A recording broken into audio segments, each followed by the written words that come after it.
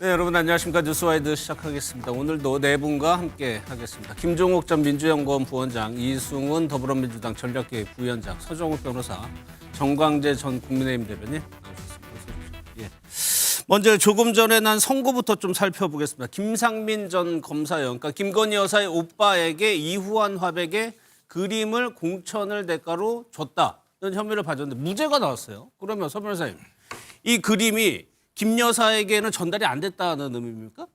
그렇죠. 지금 판결문인데 김건희 여사 오빠가 봉헌하고 있었거든요. 예. 전달이 안 됐다는 건데 실제 김상민 검사의 주장은 뭐냐면 본인이 검사니까 싸게 사고 위작이 없도록 그냥 자기는 중개만 해준 거고. 그렇게 주장했죠. 예, 그렇게 주장한 거죠. 그게 실제 또 그게 저는 맞다고 알고 있고요. 그래서 아마 이게 김건희 여사가 직접 이게 돈을 주고 김상민 검사가 자기 돈을 사가지고 예. 김건희 여사한테 전달했다는 이런 이제 뇌물의 그게 인과관계가 없으니까 예. 무죄가 나온 거예요. 그러니까 특검에서 그거 근거를 못 찾았다, 제시를 못 했다고 봐야 되는 거네요. 그렇죠.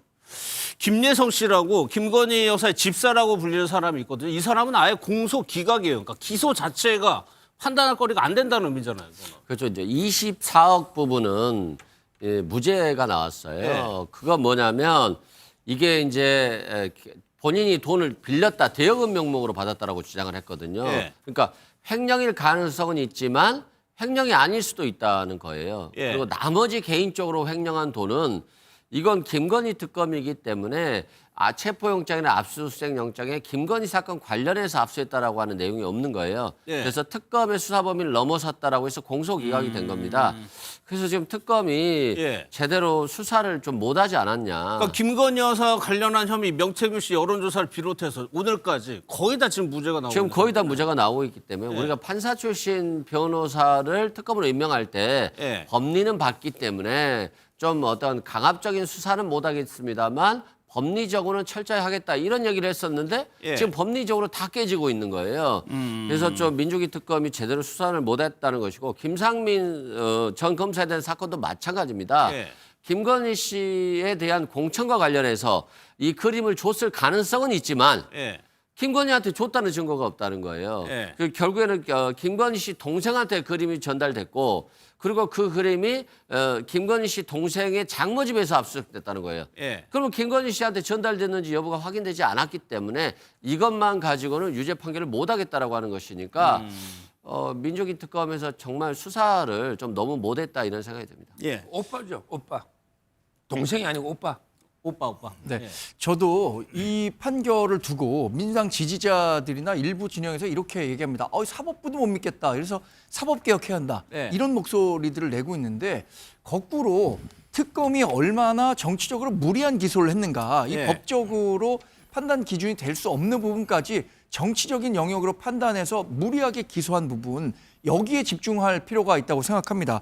지금 김건희 특검이 16개 혐의를 갖고 수사를 했는데 실제로 유죄 판결이 이뤄진 것은 아주 일부분이고 예. 대부분 문제가 됐던 명태균 게이트, 김상민 검사의 뇌물죄, 또 김혜성 집사 게이트 이런 것들은 다 사법부에서 벌할 정도가 안 된다 이렇게 얘기를 하고 있거든요. 근데 이걸 갖고 사법부 개혁의 어떤 그 도구로 삼으려고 하는 정치적 접근은 삼가해야 된다 이런 말씀만 드립니다. 예.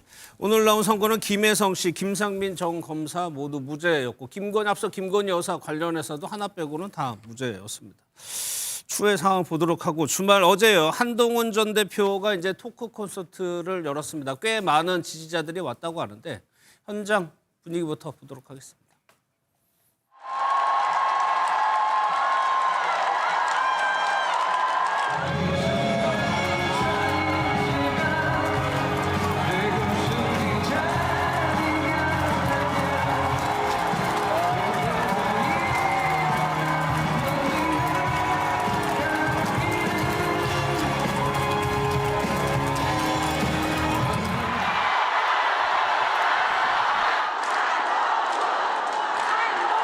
이 추운 날 정말 많이 와주셨습니다. 여러분도 이런 데 처음 와보시죠? 저도 이런 거 처음 해봅니다. 제가 제명을 당해서 앞에 붙일 이름이 없습니다. 여러분 그냥 한동훈입니다. 이 빛이 굉장히 강하네요. 이렇게 사보니 이제 제가 론스타 사건 얘기를 잠깐 해볼게요. 굉장히 단단해져 왔던 그런 시간이었다라고 생각합니다. 이게 여러분 저를 너무 그렇게 멜랑콜릭한 사람으로 생각하지 마십시오. 이 자리에 오면 이게 보니까 빛이 굉장히 강하네요. 여러분 론스타 얘기하다가 울 일은 없잖아요. 어제 열렸던 토크 콘서트 일부를 저희가 전해드렸는데 정광재 대표 실제로 굉장히 많이 와서 한 15,000명? 여기가 객석이요? 그렇습니까? 객석으로 마련된 것은 11,000석으로 알고 있고요. 주최 측에서 추산한 것이 들어오지 못한 분들도 있으니까 15,000명으로 주최 측에서는 설명을 했더라고요. 예. 티켓이 팔린 것은 11,000석으로 알고 있습니다. 근데 11,000석이라고 하더라도 정말 얼마나 많은 사람인지 쉽게 예. 가늠하기 어려울 텐데 잠실 야구장이 25,000석입니다. 예. 그리고 이게 다 찼었을 때 2만석인데 무대 뒤쪽에서 볼 수 없는 사람들 때문에 거기에는 좌석을 배치하지 않았으니까 예. 11,000석이고 제가 사실 블랙핑크 공연 갔었는데 최근에 예. 블랙핑크 공연에 한 10,000여 명 왔었다 그랬거든요. 그 정도 사람들이 모인 거예요. 더군다나 자발적으로 뭐 한동훈 전 대표가 지금 어떠한 당적 뭐 직책도 없고 정치적으로 상당히 어려운 시기인데 그렇기 때문에 지금도 한동훈 전 대표를 도와야겠다라는 생각들을 하고 많은 분들이 한 자리에 모이신 게 아닌가 생각합니다. 뭐 아이돌급이라고 붙이는 게 과장된 게 아니네요. 실제로 그 정도 왔다고 하면 비견되는 게 분위기 자체도 그렇죠. 그래 보여요. 그러면 서 대표님 이런 거를 세과시 측면에서 살펴본다면 뭐 당권파하고 일단 가까우시니까 어떻게 보셨어요? 저는 이제 이런 팬덤 정치에 기대 가지고 하면 안 돼요. 그럼 아이돌이 정치하면 잘합니까? 한동훈 대표는요. 일부의 그 팬덤이 있어요. 예. 그 위더훈이라고 팬카페 한 10만 가까이 되거든요. 활동하는 사람은 그리 많지는 않지만 예. 그러게 또 대다수의 또 비토층도 있어요. 정치인이라는 게 그 일부 극성 팬덤만 보고 정치할 수는 없잖아요. 예. 저는 이런데 그 행사는 좀 안 했으면 좋겠다 이런 생각이 들고 어제 제가 제일 황당한 거는요. 예. 이제까지 윤석열 대통령이 자기를 죽이려고 김옥균 프로젝트를 발동했는데 예. 이걸 장동희 대표가 완성했다는 거예요. 라고 했죠. 이런 게 잘못된 피해의식에 젖어 있는 아니 어떻게 윤석열 대통령이 그 끌어내리려고 한동훈을 한 적도 없고요. 예. 그런데 왜 장동희 대표가 뭐 끌어내렸습니까? 이번에 당무감사위가 윤리위에서 예. 한 거죠. 결국에 국민과 당원들이 끌어내린 거죠. 예. 저는 말도 안 되는 게 피해자 코스프레 하고 있다 이래 봅니다. 그러면 그 내용부터 한번 좀 들어볼까? 김옥균 프로젝트라고 표현이 되는데 그 보니까 윤석열 전 대통령에서 장동혁 대표가 본인의 제명을 마무리했다는 취지로 얘기를 했습니다. 그 얘기 한번 들어보겠습니다. 제가 당대표가 된 이후에 저와 제 가족들은 정말 입에 담지 못할 공격들을 받았는데요. 대부분 이제 윤 대통령 측으로부터 조직적으로 나온 것으로 의심되는 상황이었죠. 나름대로 방어를 해본다는 차원에서 제도권의 언론 사설 등을 링크했다고 합니다. 저는 당시에는 몰랐고요. 걱정 끼쳐드려서 죄송합니다. 앞으로 그런 일이 없을 겁니다. 저를 제명하고 찍어내려는 사람들에게는 사실이 무언지는 중요하지가 않습니다. 조작이 드러나니까 이제는 장동혁 대표가 직접 나서서 당감이나 윤리위조차 근거가 없어서 발표하지도 못한 허위 뇌피셜을 떠들어댑니다. 결국 윤석열 대통령이 시작한 김옥균 프로젝트를 장동혁 대표가 마무리한 것입니다. 일단은 이게 앞에 노트북 같은 걸 보는 것 같아서 준비된 발언인 것 같기도 한데 김옥균 프로젝트라는 게 뭡니까 이게? 2024년 7월 23일에 전당대회가 있었습니다. 당시에 한동훈 전 대표가 출마하느냐 말아야 하느냐를 두고 친윤 진영에서는 출마하지 않는 것이 좋겠다라는 의견들을 많이 제시했어요. 예. 그래서 만약에 당 대표가 하더라도 갑신정변 때 김옥균의 흔히 3일 천하를 얘기하는데 당 대표가 된다고 하더라도 당 대표의 지속 기간이 길지 않을 것이다. 그래서 3개월, 뭐 한 달 이런 김옥균 프로젝트를 얘기했었는데 예. 관련해서 서 변호사께서 그거 있지도 않았다. 그냥 만들어낸 얘기다라고 말씀하시는데 정치에서 실제의 존재 여부보다 중요한 것은 국민 대다수가 어떻게 인식하느냐의 문제라고 생각하거든요. 예. 근데 많은 사람들이 실제로 국민들이 판단할 때는 김옥균 프로젝트가 가동을 했었다. 그래서 끊임없이 한동훈 전 대표의 당내 리더십을 흔들려는 시도가 있었다라고 인식하고 있습니다. 그것이 결국에는 장동혁 체제에 와서 윤리위원회 결정이라는 것을 통해서 예. 완성된 셈인데 이 과정에서 정말 아이러니가 있는 건 이런 김옥균 프로젝트를 막기 위해서 장동혁 당시의 사무총장을 지낸 분이 최고위원 선거에 나온 거예요. 왜냐하면 국민의힘 지도부는 4명의 선출직 최고위원이 사퇴할 경우에 그 지도부가 붕괴되거든요. 그래서 선출직 최고위원을 한동훈 대표와 가까운 사람들이 많이 차지하면 네. 붕괴되지 않을 것이다라고 생각해서 장동혁 대표도 나오고 당시에 누굽니까? 갑자기 생각 안 나는데 네. 그 배현진 의원과 갖고 박정훈 박정훈이요. 의원도 예. 나왔었죠. 박정훈 의원이 아주 아까운 표 차이로 그 최고위원이 안 됐는데 예. 그 김옥균 프로젝트를 막기 위해서 장동혁 최고위원이 됐는데 예. 결국에는 장동혁 최고위원이 아이러니하게도 중도 사퇴했고 결국에는 또 당대표가 돼서 이게 마무리됐다고 하니까 한동훈 전 대표로서는 아마 심적으로도 상당한 충격이 있을 거예요. 그런데 결과적으로 보면은 막기 위해서 갔지만 본인이 결국은 제명을 시킨 거잖아요, 장 대표가. 어쨌거나 이 부분은요. 윤석열 전 대통령이 시작해서 장동혁 대표가 마무리했다. 이거를 만약에 준비해 왔다고 하면 장동혁 대표하고 윤석열 전 대통령 연결고리를 만든 거거든요. 그렇죠. 이제 그렇게 보고 있는 거겠죠. 그래서 그 당시에는 김옥균 프로젝트가 실패한 거죠. 왜냐하면 한동훈 그 당시 전 대표가 대표가 됐으니까 비대위원장이요. 근데 내용을 들어보면 저 말이 맞는 것 같기도 해요. 그러니까 김옥균 프로젝트가 3가지인데 예. 총선 백서 문제예요. 총선 백서 핵심적인 내용은 뭐냐면 총선 패배의 원인은 윤석열 씨가 아니라 한동훈 비대위원장 때문에 된 거다. 예. 근데 이때 총선 백서 TF장이 누군지 아십니까? 조정원 의원입니다. 근데 이번에 조정원이 윤재영이 위원장이 됐습니다. 또 하나는 문자 익십이에요. 김건희 씨 문자 왔는데 그 읽고 씹어버렸다고 하는 예. 얘기가 있지 않습니까? 이제 그러면서 어떻게 대통령 부인이 문자를 보냈는데 그걸 읽고 씹을 수가 있느냐라고 하는 공격이 있었고 그다음에 3번째가 단계입니다. 예. 당원 게시판에다가 윤석열, 김건희 부부에 대해서 어떻게 그렇게 할 수 있느냐. 이 3가지 내용들이 벌어진 건데 결론적으로 마지막 단계 문제를 가지고 제명시킨 사람이 누굽니까? 장동혁 대표 아니겠어요? 예. 따지고 보면 김옥기 프로젝트가 그 당시에는 실패했지만 그 핵심적인 내용 3가지가 실제로 장동혁 대표 체제하에서 거의 실행이 됐고 완성이 됐다라고 본인이 판단하는 것이고 예. 그렇다면 한동훈 전 대표 입장에서는 윤석열, 김건희 씨의 분노를 대신해서 장동혁 대표가 이 부분을 윤어게인과 함께 실행한 거 아니냐라고 이해할 수는 있는 거죠. 예. 사실 유무를 떠나서 전 당연히 그러면 저렇게 자기 지지층들이 모여있을 때 내가 왜 여기에 앉아있는지 아십니까? 제 호칭이 아무것도 안 붙는 이유를 아십니까? 라고 얘기하면서 저 얘기를 할 수 있는 거죠, 당연히. 그래가지고 본인을 어떻게 소개를 했냐면 제명당에서 그냥 한동훈이다라고 설명을 했습니다. 뭐 전 국민의 뭐 대표 이런 게 아니고 그냥 한동훈이다라고 얘기를 했어요. 이것도 일단 자연인으로 돌아갔다는 거 제명을 강조하려고 그랬겠죠. 그렇죠. 막 이게 자꾸 이게 본인이 피해자 계속 이 제명이 근데 부당한 정치 탄압 피해자 코스프레를 하기 위해서 계속 그냥 한동훈이다. 예. 또 이게 김옥균 프로젝트다. 이건데 한동훈 체제가 무너진 거는요. 계엄 때 그렇잖아요. 계엄 때 그 탄핵과 관련해서 탄핵 찬성하면서 의원총회에서 격앙돼 가지고 의원들이 그때 그 사퇴를 하면서 네. 그때 좀 시끄러웠죠, 총이. 그러면서 네. 이제 최고위원들이 절반 이상 사퇴해버리면 무너지잖아요.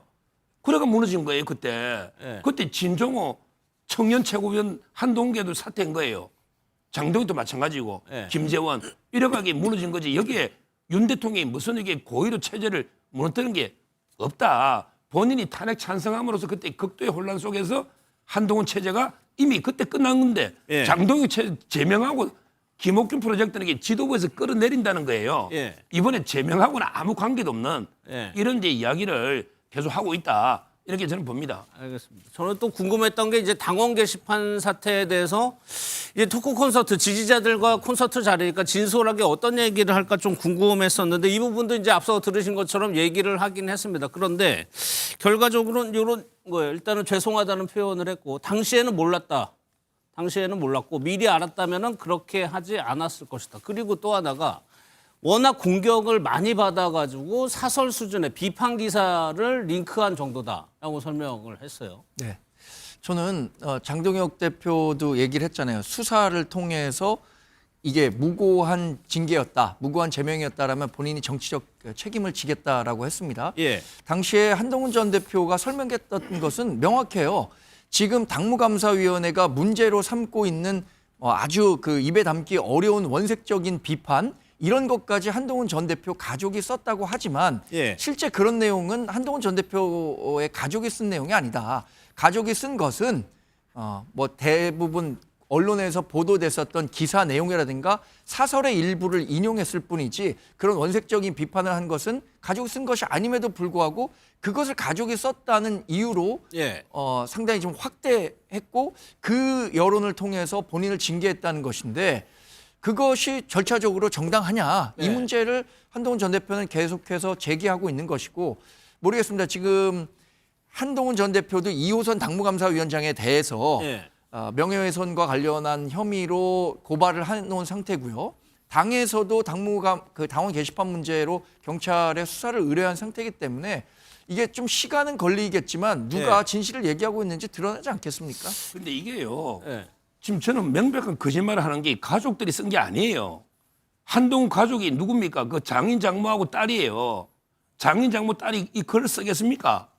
저는 가족들이라고 이게 그냥 퉁치가 넘어가면 안 되고 본인이 썼다고 지금 저는 말하시는 거예요? 본인 아니면 이게 부인이에요. IP가 2개예요. 예. IP가 2개로 이게 글이 남아있는 게 1,400개예요. 거기에 비방 글도 많고 사설 칼럼이 아니란 말이에요. 그러면 이게 누가 쓴지 부인이 썼는지 본인이 썼든지 예. 저는 장인 장모가 이게 쓸 수 있는 연세가 아니고 예. 여기 유학 간 딸이 쓸 수 있는 게 아니란 말이죠. 저는 2명이 누구냐 예. IP 이걸 안 밝히고 있잖아요. 그거를 경찰 수사로 보자는 거죠? 밝히자는 거고 안철수 의원도 밝히라는 거고요. 그리고 이게 자꾸 본인이 뭐 방어 차원에서 사설 뭘 방어하는데 이거 사설 올립니까? 예. 그런 게 아니에요. 내용도 저는 계속 사과는 하는데 계속 호도에서 진실을 안 밝히고 예. 그냥 이게 걱정 끼쳐 미안하다. 나는 몰랐다는데 만약에 부인이 썼거나 했다면 나는 몰랐다는 게 이상하잖아요. 아니 부인이 한 집에 있는데 글이 몇 개인데 모른다는 게 이 뭐 별거 부부도 무리마 부부도 아니고 예. 이런 걸 이게 지금 의심을 받고 있는 거예요.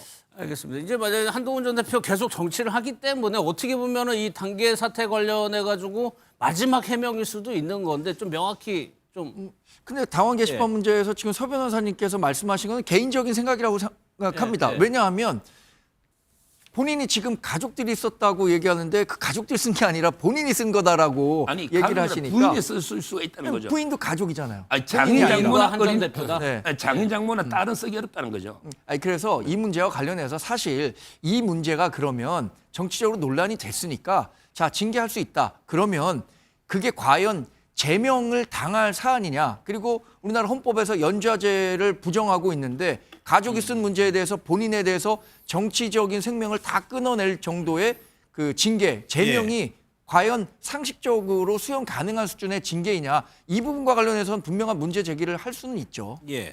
그런데 이렇게 방어 차원에서 쓰게 되는 이유가 윤 전 대통령 측 조직에서 본인과 가족들이 계속적으로 공격을 받아왔다는 거예요. 이승훈 부장. 그러면서 저번에 이제 특검 수사 과정에서 이제 한동훈 전 대표를 빨갱이라고 지칭했다 윤 전 대통령 발언 인용하면서 사실이라고 그랬거든요. 그러니까 그 전부터 윤 전 대통령의 관계 안 좋은 거를 본인도 알고 있었어요. 본인도 알고 있죠. 네. 그리고 총으로 쏴 죽이겠다라고 하는데 기분 안 나쁠까요? 가족들은 가만히 있는 게 맞는 건가요? 예. 한동훈 전 대표와 가족들을 갖다가 싸잡아서 굉장히 공격하고 있는데 가족들 입장에서는 왜 내 남편이? 왜 우리 아빠가? 그래서 기사도 링크할 수 있고 비판도 할 수 있는 거 아니에요? 그게 민주주의 아닙니까? 뭐 이게 뭐 매크로를 이용해서 여론을 조작한다면 모를까. 본인이 직접 여러 번 썼다라고 해서 죄가 안 되는 거거든요. 예. 근데 이걸 가지고 왜 자꾸 오랜 기간 이렇게 몇 년을 끌어서 제명을 했을지 좀 이해가 안 되고요. 이게 법률적으로는 문제가 없어요. 한동훈 전 대표 말처럼. 다만 정치적으로는 공격당할 수 있는 거잖아요. 아니 감히 윤석열 전 대통령을 비판해? 라고 하면서 법률적으로 정치적으로는 비판받을 수 있는 것이기 때문에 예. 한동훈 전 대표가 여기에다가 사과는 한 것 같아요. 그리고 자신의 부인이 잘못했는데 뭐 어떻게 하겠어요. 사과하면 끝난 거지.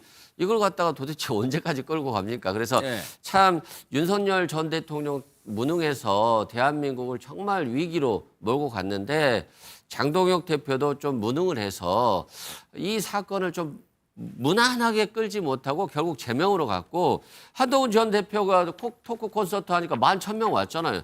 이거 작은 숫자 아니에요. 보수 정치인 중에 저 정도 숫자를 데려올 사람이 누가 있겠어요. 네. 그렇게 보면 어떻게 보면 국민의힘의 자산인 건데 저렇게 쉽게 내버리니까 남는 건 이제 본인 한 명밖에 없을 것 같은데 네. 전환길 씨가 뭐 절연 안 할 거야? 안 하면 나도 너 절연할 거야라고 하는데 장동혁 대표가 뭐 전환길 편을 들 수는 없잖아요. 그렇다고 하면 결국에는 국민의힘의 장동혁 지지 세력들도 결국에는 흩어질 수밖에 없는데 예. 장동혁 전 대표의 길도 한동훈 전 대표처럼 결국 제명되는 길을 가지 않겠습니까? 알겠습니다. 일단 뭐 생각이 있으니까 넘어가도록. 저는 여기서 이제 윤석열 전 대통령 얘기하면서 세간에는 윤 전 대통령이 나한테 욕했다는 얘기도 듣는데 내가 그런 거 허용할 사람이 아니다는 그러니까 본인의 캐릭터를 좀 강하게 드러내더라고요. 근데 전 그럴 수 있을지 잘 모르겠어요. 저는 뭐 제가 검사 출신이 아니어서 그러는데 검사의 위계질서가 되게 강한데 자기의 상관이 본인한테 그렇게 얘기했으면 나는 거기서 아니야 절대 그런 거 할 수 없어라고 얘기할 수 있었다고 본인은 지금 와서 얘기하는데. 그러니까 본인은 그렇게 함부로 못 대했다는 취지잖아요. 이제 근데 지금까지 윤석열 씨가 한동훈 씨에 대해서 얘기하는 거, 한동훈 전 대표에 대해서 얘기하는 걸 보면 전혀 그렇지 않거든요. 말한 것처럼 예를 들면 그 정도 사이인데 내가 잡아오면 쏴 죽이겠다고 얘기를 한다거나 거의 비대위원장이 되고 난 다음에 총선 과정에서의 내용들을 들어보면 윤석열, 김건희 씨 두 부부가 그냥 거의 한동훈 전 비대위원장을 잡아먹지 못해서 난리가 날 정도의 논란이 있었었고 그다음에 또 아까 제가 말씀드렸습니다만 문자를 보내도 씹어버리고 이런 일이 벌어졌을 때 그런 내용들 다 알지 않았겠어요? 저는 그런 과정은 제가 볼 때는 한동훈 전 대표가 소위 윤석열 씨 아래에서 본인이 독립적인 정치인으로서 자기의 역할들을 만들어 보려고 하는 나름대로의 어떤 자기 정치적인 하나의 그 과정들을 만들어낸 거라는 생각이 들기는 합니다만 그건 제가 볼 때 그 이후에 벌어진 일이라는 생각이 들고요. 저는 그 전이었다면 제가 볼 때 그렇게 얘기하지 못했을 거라는 생각이 들어서 이게 좀 혼재되어 있는 것 같다는 생각이 들고 또 15,000명 정도의 자기 팬덤들이 앞에 있으면 거기서 제가 그때는 말 잘 들었습니다라고 얘기할 수는 없는 거 아니겠어요, 상식적으로? 그러니까 전체적인 그 구도를 그러니까 윤 전 대통령과 본인은 이렇게 차별화하고 장동혁 대표가 윤 전 대통령과 연결된다 이런 식의 좀 프레임을 좀 있는 것 같기도 하고요. 뭐 객관적인 정황으로 놓고 보면 윤석열 정부 시절에 한동훈 전 대표가 법무부 장관 파격적으로 발탁이 됐고 그 과정에서 정치적인 무게감을 키우고 또 그걸 통해서 비대위원장으로 갔기 때문에 윤석열 전 대통령의 후광을 입지 않았다라고 완전하게 부인할 수는 없죠. 그러나 비대위원장이 된 이후부터는 분명히 윤석열 전 대통령과는 조금 다른 목소리를 냈었던 거예요. 가장 대표적인 게 뭐 김건희 여사와 관련한 문제죠. 특검과 관련해서도 전향적으로 검토해야 한다고 했고 의대 정원 문제와 관련해서도 이대로 가면 선거 100석도 못 건진다라고 해서 강력하게 어필을 했는데 그것이 받아들여지지 않고 그 과정에서 윤석열 전 대통령과 감정적으로 좀 어긋났던 건 사실이죠. 그렇기 때문에 2024년에 있었던 당대표 선거 과정에서 친윤들이 한동훈 전 대표의 당선을 막기 위해서 조직적으로 노력했던 건데 결국 한 전 대표는 이제 윤석열 전 대통령을 넘어서 본인만의 정치를 하겠다라는 뜻을 명확히 밝힌 거라고 봐요. 결국에는 대통령이 되려는 사람 그리고 또 리더가 되려고 한 사람이 언제까지 다른 사람으로 인해서 피사체로 활동할 수 있는 건 아니잖아요. 스스로 발광할 수 있는 별의 순간을 찾아야 할 텐데 그런 노력의 과정이라고 전 봅니다. 지금 굉장히 어려운 시기를 보내고 있지만 과거 정치인 가운데 이런 정도의 어려움을 극복하지 않고 대통령 된 사람이 있습니까? 김대중 대통령, 또 지금 이재명 대통령. 이재명 대통령 굉장히 어려운 시기 겪었으니까 지금 대통령 된 거예요. 대통령 바늘에 올려놓으시는군요. 그러면은 이어볼게요. 한동훈 전 대표가 아예 역전승을 하겠다고 그래서 돌아오겠다고 제명됐을 때 돌아오겠다고 얘기했는데 역전승을 하겠다고 얘기를 했습니다. 그 얘기를 들어보고 어떤 방법이 있을지 한번 짚어보겠습니다. 제가 정치하면서 여러 못 볼 걸 당하고 그리고 제명까지 당하면서도 여러분 앞에 당당히 섰습니다.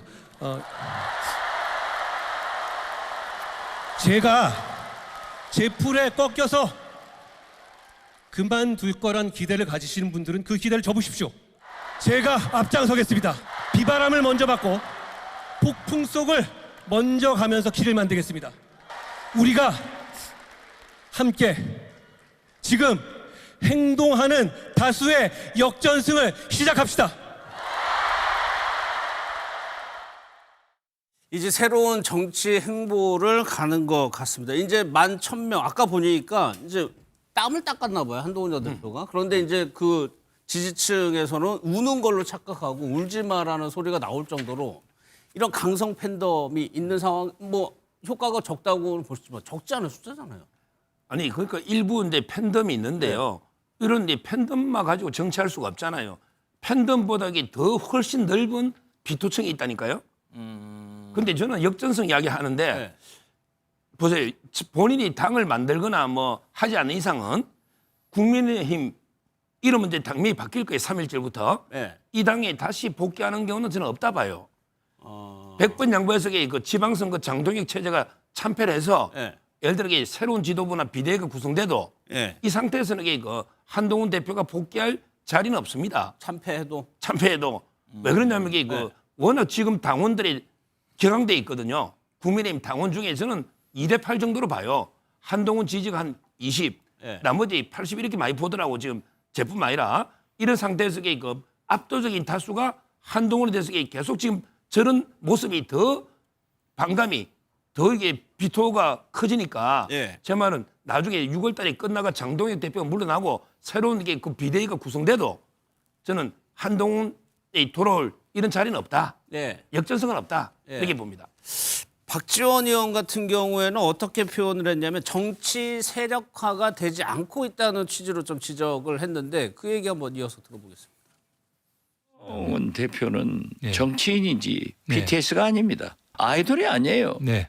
콘서트에서 사람 많이 모였으면은 그 사람만이 모인 10,000명이건 15,000명이건 그것이 문제가 아니라 정치 세력화가 돼야 되는 거예요. 한동훈 대표는 자기 철학을 분명하게 국민한테 얘기해서 정치 세력화로 끌고 가야 되는데 네. 독불장군 아니에요? 네. 밤낮 간만 보고 다녀요. 간만 보고 다닌다. 그러니까 세력화 문제. 그러니까 이거를 기반으로 해가지고 세력화가 안 될 거라고 지금 서정욱 변호사는 보는 거거든요. 근데 일단 서 변호사께서 말씀하신 당내에 2대8 정도의 세력 균형이 돼 있다라고 예. 말씀하시는데 어떤 근거에서 말씀하시는지 모르겠어요. 왜냐하면 지난해 탄핵이 이루어진 직후에 우리 국민의힘의 대선 경선에서 43.5%를 한동훈 전 대표가 얻었습니다. 당시에 당원들로부터도 38% 얻었어요. 예.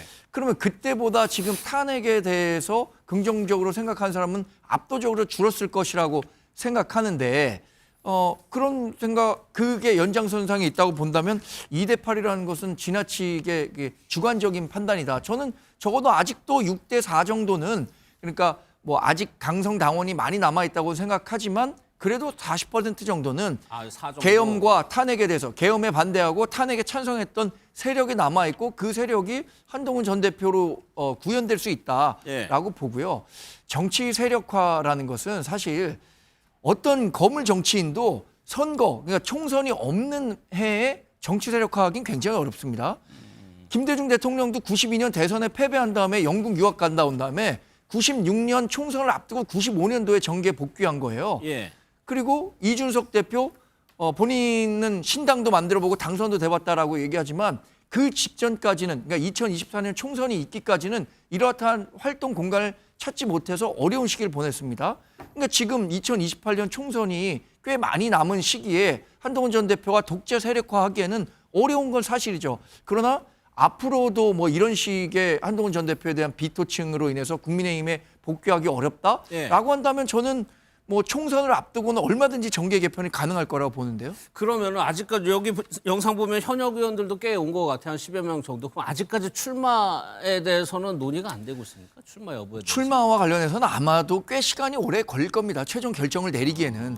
왜냐하면 앞으로의 정치 지형이 어떻게 변할지 모르고 예. 어느 지역에서 보궐선거가 나온다라고 확정된 것도 아니고 그 지역에 국민의힘과 민주당의 선거 구도가 어떻게 될지도 모르는 상황에서 예. 섣불리 본인이 가서 먼저 움직이기에는 다양한 불확실성들이 있는 거죠.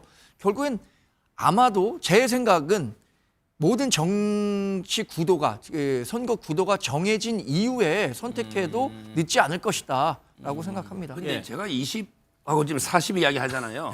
보세요. 현역 의원이 107명 중에 한동훈 지지하는 사람이 16명이 나왔거든요. 예. 그때 확실하게 한동훈이 어제 콘서트 한 10명 정도 왔을 거예요. 예, 예. 현역의 20%가 채 안 되고요. 더 중요한 게 그 직전 전당대회 있죠.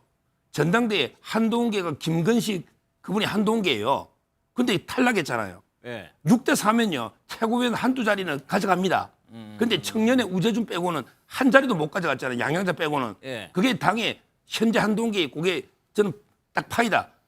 김건식이 떨어진 그 얻은 표 그게 한 20 미만이다 이렇게 보는 거예요. 현역하고. 알겠습니다. 또요 한 전 대표는 이제 보수 진영에서 배출한 전직 대통령에 대한 평가도 했는데 어떻게 했는지 그 얘기도 한번 들어보겠습니다. 자기 나라와 민족을 먼저 생각한 독재자가 박정희 대통령 말고 있었는지 저는 찾을 수가 없습니다. 쿠데타로 정권을 잡은 독재자가 중화학공업을 한다? 그런 애국적 판단력을 대단히 존경하고 전두환 정권을 우리 보수의 하나의 축으로 인정하는 것에는 전 찬성할 수가 없어요.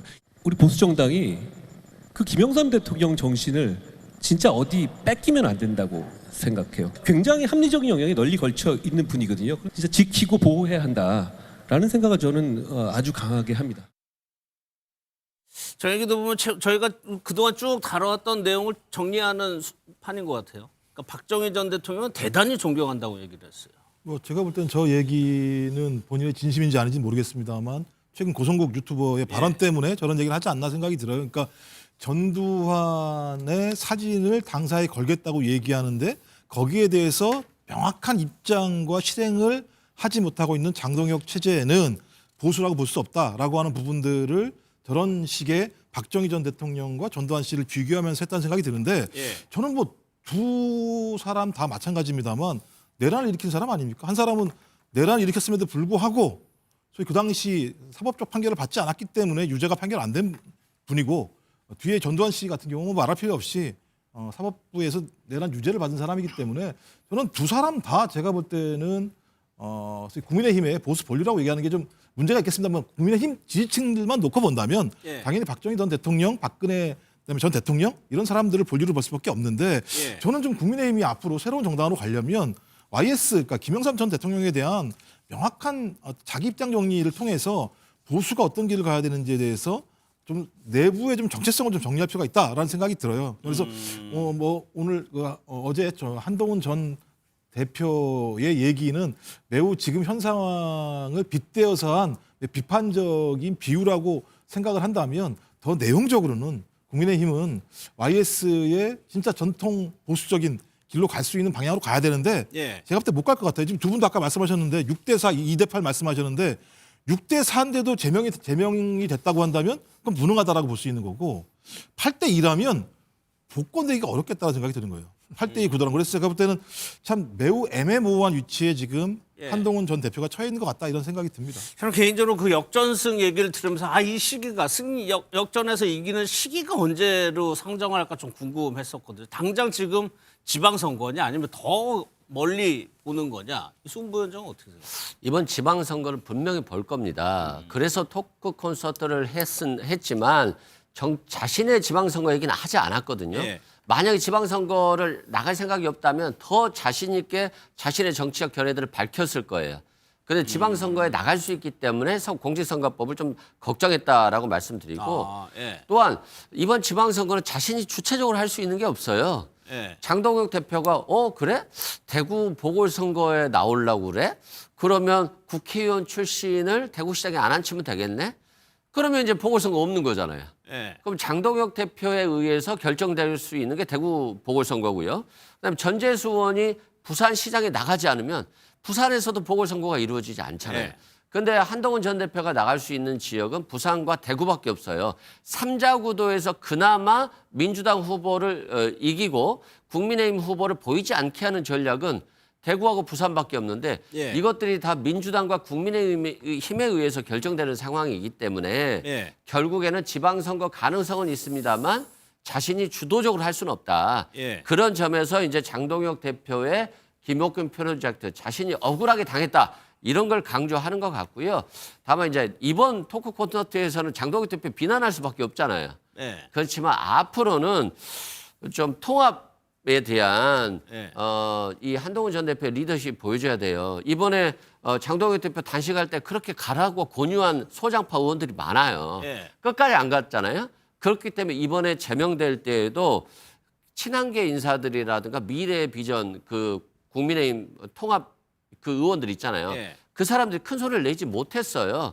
그렇기 때문에 장동혁 대표가 그래 너도 집 걸어 나 그만둘게 하니까 아무도 못 걸잖아요. 예, 예. 이건 한동훈 전 대표에 대한 믿음이 많이 줄어든 거고 과거에는 6대 4였을지 모르지만 지금은 3대 7, 2대 8로 줄어들었어요. 예. 그래서 자신의 팬덤은 있지만 팬덤을 통해서 세력화를 하려면 통합의 리더십이 분명히 필요하다. 근데 아직까지 한동훈 대표가 보여준 통합의 리더십은 없다라고 말씀드립니다. 정 원장님 짧게. 예. 토크 콘서트 끝났어요. 그러면 이제 오늘부터 뭐 합니까, 한동훈 전 대표? 글쎄 과거에 했었던 민심 경청로드를 재개하지 않을까 싶습니다. 지난번에 경남 부울경 지역에서 했었고 수도권 예. 남부에서 했었는데 본인이 아무런 정치적 직책이 없기 때문에 그런 대중과의 접점을 늘리고 민생 현장에서 들을 수 있는 이야기들 좀 듣겠다고 했으니까 예. 그런 뭐 행보로 재개하지 않을까 예상해 봅니다.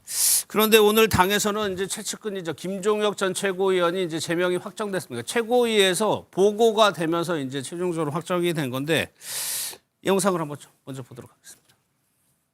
이 관련해서는 최고위의 의결이 없었고 보고사항으로 마무리되었습니다. 네, 제명된 것입니다. 국민의힘 윤리위가 전혀 윤리적이지 않은 비윤리적인 방법으로 정적들을 제거하고 있는 도구로 쓰일 뿐이라고 생각하지 네. 그 윤리위가 무슨 뭐 윤리적 기관이라는 생각하지는 않습니다. 일단 김종혁 전 최고위원은 가처분 쪽으로 좀 방향을 잡나요, 정광대 대표님? 지금 조금 전에 김종혁 전 최고위원이 그 페북의 메시지를 통해서 국민의힘 최고위가 저에 대한 제명을 확정한 데 대해 법원에 가처분 신청을 하겠습니다라고 공식적으로 밝혔습니다. 사실 어제까지만 하더라도 향후 대응 방향에 관해서 논의했을 때 예. 어떻게 하는 게 좋은지 모르겠다. 바로 본안 소송을 할 건지 뭐 이런 고민도 했었던 걸로 제가 들었는데 지금 공식 입장은 가처분 신청을 하겠다고 하니까 예. 법원에서 가처분 신청을 인용하는지 인용이 된다면 본안 소송을 통해서 뭐 다퉈볼 수 있겠죠. 그렇죠. 이거 가처분 얼마나 걸리죠? 신청하게 되면. 아마 결과 나오는 가처분 데까지? 같은 경우는 얼마 안 걸릴 거예요. 최소 한 달 아니면 끝납니다. 다만 이 예. 장동혁 대표가 지금 만약에 이번에 선거에 출마한다라고 한다면 일주일 안에도 선거가 나올 수 있어요. 근데 선거에 나가진 않기 때문에 급하진 않아서 한 달 정도면 될 것 같고 예. 뭐 이 가처분 같은 경우는 법원은 정치의 중심에 서지 않잖아요. 그래서 웬만하면 지금 김종혁 최고의 청구가 기각될 가능성은 높습니다만 예. 판사의 성향이 민주주의에 중점을 두는다라고 한다면 아니 신천지를 비판하고 윤석열 전 대통령이나 국민의힘을 비판한다라고 해서 제명한다라고 한다면 그러면 이거 민주주의가 퇴보하는 거 아니야? 라고 하는 민주주의에 대한 신념이 확고한 판사한테 배당이 된다라고 한다면 가처분이 인용될 가능성은 높다.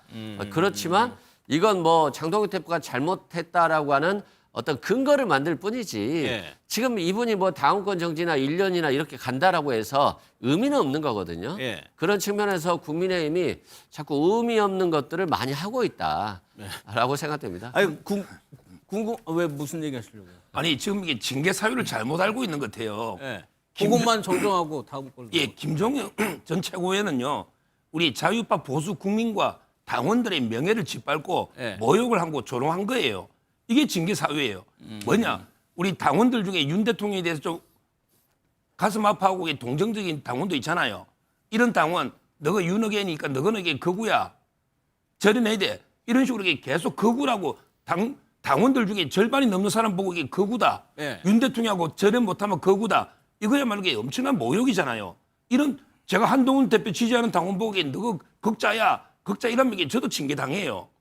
그리고 신천지도 아니 저도 신천지 이단이라서 이게 징계한 게 아니고 이런 이게 신천지의 지도부가 바보처럼 왜 그렇게 놀아나고 있냐 허수아비처럼. 예. 근데 놀아난 게 없어요. 통일교도 신천지 몇 명 안 된단 말이에요. 이게 문제인데 신천지 이단이라 했다고 우리 징계한다. 말도 안 되는 이야기입니다. 아니 궁금한 거는 이제 배현진 의원입니다. 지금 윤리위에 예. 올라갔잖아요. 징계 수위가 이제 문제인데 어느 정도로 지금 예상하면 됩니까? 지금 처음에는요, 저는 이게 경고 정도로 좋게 갈 줄 알았어요. 네. 근데 배현진 의원이 계속 또 김종혁, 한동훈처럼 이게 매를 벌고 있어요. 무슨 말이냐? 네. 이분이 서울시당 위원장인데 서울시당 윤리위원장이 이용호 장관이었거든요. 서대문에. 근데 그분이 고성국 징계 안 한다고 했더니 갑자기 사표를 받아내고 거기 징계할 사람 김경진, 한동훈 파 있잖아요. 그 김경진 전 의원 변호사를 윤리위원장에게 바꿔가지고 지금 고성국 박사 징계를 하려고 하거든요. 네. 이런 식으로 이게 계속 자극하고 이게 감정을 하니까 제가 보기에 계속 매를 벌고 있으니 아마 중앙윤리위원회에서 계속 이 분위기가 악화되고 있어요. 네. 처음부터 이게 끝내 깔끔하게 나에게 좀 유감으로 표현하고 네. 좀 자숙하고 이렇게 좋게 넘어가면 그냥 가볍게 끝날 수 있는 징계인데 계속 이게 그냥 덮은 당들 치면서 이게 고성국을 징계한다. 그것도 이게 윤리위원장을 갑자기 바꿔가지고 이래 하니까 이게 지금 더 지도부에서 상당히 지금 격앙이 되고 있습니다. 그러니까 서울시당에서는 고성국 씨고 중앙에서는 배현진 씨를 예, 그렇습니다. 지금 윤리되는 거죠. 아니 근데 지도부가 격앙돼 있다는 것과 윤리 판결은 달라야 되는 거죠. 지도부에서 항상 얘기하는 것이 윤리위는 중앙 지도부와는 전혀 별개의 조직으로 자체적인 판단을 한다고 얘기하고 있는데 예.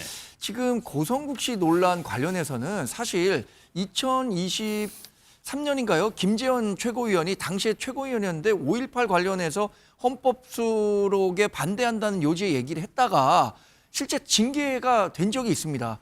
허정식 인천시의회 의장인가요? 그분도 5.18 폄훼 논란으로 인해서 당시에 징계를 받은 전력이 있거든요. 그런데 그 전두환 전 대통령에 대해서 거의 피를 흘리지 않고 민주화를 이뤘다라고 평가를 한 부분에 대해서는 과거와 같은 잣대로라면은 징계가 불가피한 내용 아닌가요? 예. 그래서 이것과 그 배현진 의원에 대한 징계 논의는 뭐 때문에 시작됐냐면 한동훈 전 대표에 대한 징계가 부당하다. 이거 선거 앞두고 이렇게 가면 안 된다라는 내용을 거기에 동의하는 사람들만 연판장을 받은 겁니다. 근데 그 과정에서 강압이 있었다라고 어느 당협위원장이 문제를 제기해갖고 이게 윤리위에 제소된 건데 강압이 없었다는 사실을 규명하면 윤리위원회에서 무슨 근거로 징계를 할 수 있습니까?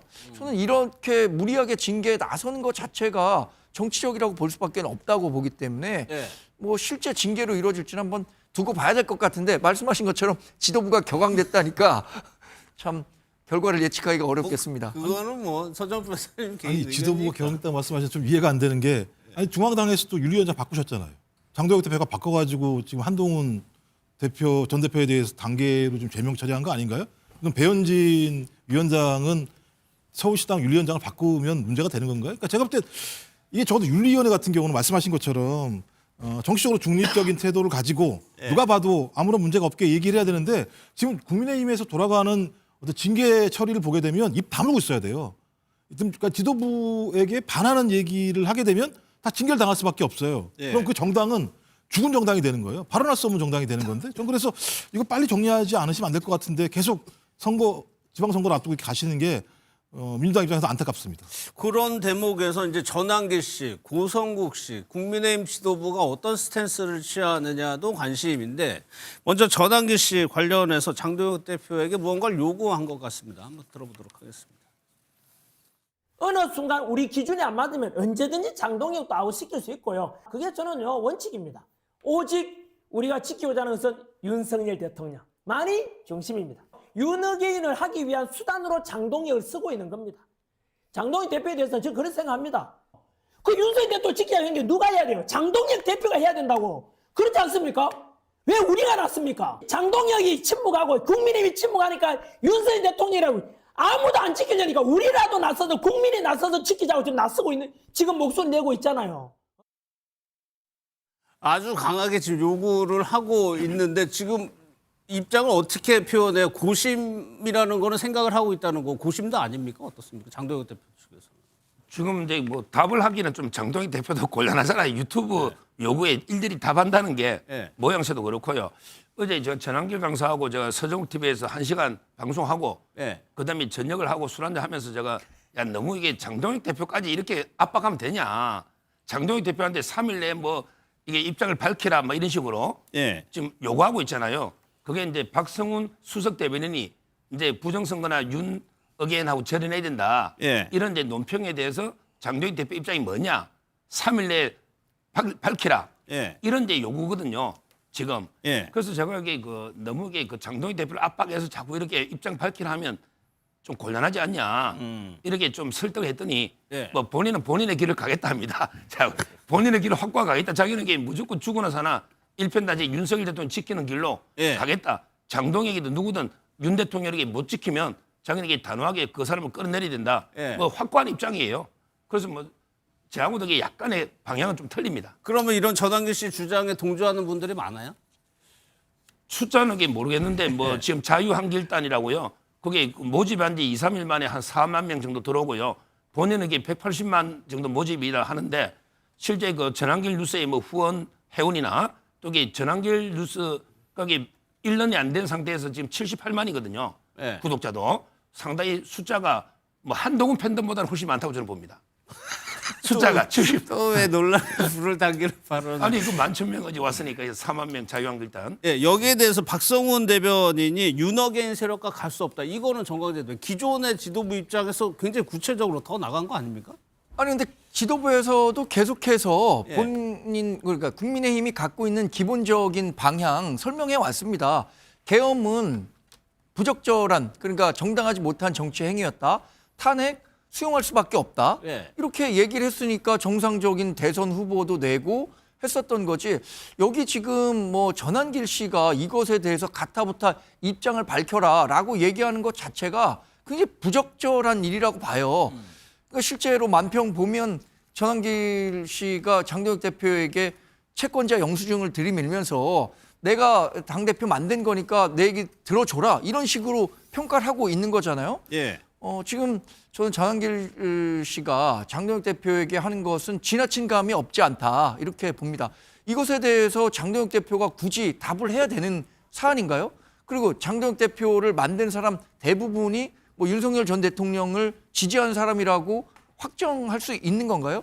당시에 뭐 결선 투표까지 가긴 했지만 50% 그러니까 과반을 기록하면서 당 대표가 됐는데 그 가운데 그러면 서 변호사님 말씀 좋아하시는 것처럼 몇 퍼센트나 윤어게인 세력이고 부정선거를 믿고 있는 사람이냐. 세 가지 세력을 대표한다고 했어요. 윤어게인 그리고 부정선거 이런 부분에 대해서 얘기했는데 국민의힘 지지자 중에 부정선거, 윤어게인 이거 동조한 사람 얼마나 됩니까? 저는 그거 5%, 10%밖에 안 될 것 같거든요. 예. 또요 이제 구성국실 관련해서 장해찬 부원장이 일부 유튜버일 뿐이다라고 얘기를 했습니다. 인터뷰 한번 보도록 하겠습니다. 일단 고성국 박사 같은 경우는 당직자가 아니라 평당원이잖아요. 예. 민주당에서도 소위 말하는 좌파 유튜버들 민주당 당원으로서 우리 상식에 와닿지 않는 이상한 이야기 참 많이 합니다. 예. 그런데 유독 이 보수 우파 진영에 대해서만 일부 유튜버들의 발언을 좀 과잉 해석하거나 확대 해석하는 경향이 있는 것 같고요. 물론 영향력이 굉장히 크다는 거 부인할 수 없죠. 예. 그러나 당 지도부가 그 발언에 영향을 받거나 동의한다 뭐 이런 건 전혀 아니고요. 글쎄요, 당원이 아니어서 그렇게 거기에 방점을 찍은 겁니까? 아니면 그냥 유튜버라는 거에 좀 방점을 찍은 거라고 보세요? 지금 이제 그 평당원이라는 거죠. 일개 네. 평당원. 110만 당원 중에 고성국 박사도 그냥 평당원인데 네. 평당원이 뭐 다른 유튜브 나가서 본인 유튜브가 아니고요. 이영풍 TV에 나가가지고 전두환 사진 이야기한 건데 이걸 이게 뭐 징계하는 게 맞냐? 그리고 이 지도부에서는 전두환 대통령의 사진 거는 걸 검토한 적도 없고요. 아무리 고성국 박사가 물론 이게 그 133만 유튜브입니다. 네. 영향력은 좀 있다 하더라도 그러니까 지도부가 거기에 휘둘릴 정도는 아니거든요. 그러니까 장해찬 최고위원의 말이 저는 전적으로 동의하는 게 그런 게 일개 평당원 유튜브가 예. 제안했다 해서 이걸 가지고 뭐 징계를 하고 이런 거는 말이 안 되고 지도부에서 거기에 휘둘리지는 않는다. 예. 지도부에서 전두환 사진 그런 거를 고민해 본 적도 없고요. 검토 대상도 아니다. 뭐 이런 예. 이야기입니다. 그러면은 뭐 이른바 구구 유튜버들, 뭐 강성 보수 유튜버들과 선을 그었다 이렇게 선을 근다 앞으로 이렇게 해석해도 돼요? 선을 그은 게 아니고 사안별로 합리적 방송을 제안하면 예. 따를 수 있는 거고요. 또 이게 전두환 사진 걸자는 거는 제가 봐도 이게 좀 그거는 마이너스거든요. 예. 따라서 이게 뭐 사안마다 받아들일 거 받아들이고, 예. 그거는 이게 우리 민주당도 김어준 씨 제안 중에 받아들일 거 드리고 또 안 되는 거 안 되잖아요. 당 통합은 이게 김어준 씨 기획인데 지금 계속 논란이 있잖아요. 따라서 이게 꼭 선을 끊는다, 뭐 이게 휘둘린다, 이게 일도 양단하지 말고 네. 사안마다 다르다. 저는 개인적으로는 2월 19일에 윤석열 전 대통령에 대한 내란 혐의 1심 재판 결과가 나오잖아요. 이 시점부터 당명을 바꾸겠다는 3월 1일까지가 절대적인 분기점이 될 거라고 봅니다. 이 기간 동안에 지금 전한길 씨가 청구한 영수증에 대해서 네. 해주지 않으면 전한길 씨가 실력 행사 나설 거고요.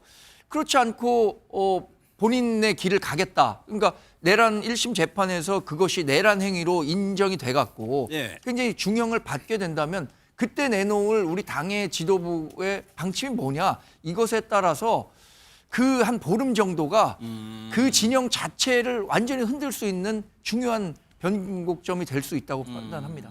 마지막으로 당명 관련해가지고 좀 좁혀지고 있어요? 어떤 그렇죠. 단어를 지금 이게 뭐 제일 많이 들어온 게 이제 뭐 자유, 우리 공화, 공화.